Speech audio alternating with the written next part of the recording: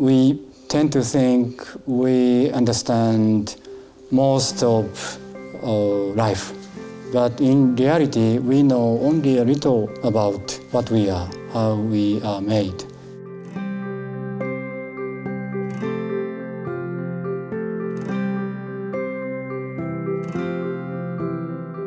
Professor Yamanaka has come across as incredibly humble, very dedicated to his science, and completely transparent and willing to take on any question, absolutely heads on.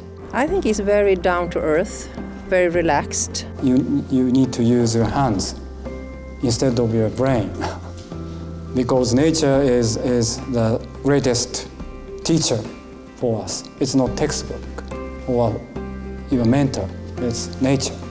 He does a good job of de-dramatizing the science and pointing out the man behind the lab coat. I feel inspired by knowing that someone who's gone so far with this research is also so human. You don't have to be like an unnormal person to be a really famous scientist. I think sometimes maybe people have this kind of image, that you have to be very squared and stiff and, just do science. Because being a scientist is very kind of stressful. I don't think I could have survived without my daughters. In the beginning was Professor Yamanaka's very strong affection for his father. And he showed this picture of his father as a young man who had a disease that couldn't be cured. So he became worse and worse. He suffered from liver cirrhosis. He passed away when I was 26 years old. So I still needed him a lot. And that was what triggered, actually, Professor Yamanaka to start his work, to stop being a physician and actually go into science and being a scientist.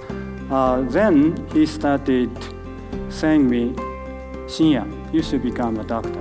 You don't have to take over my own business, but you should become a doctor. He seemed to be very happy, even smiling by receiving medical procedure from his own son.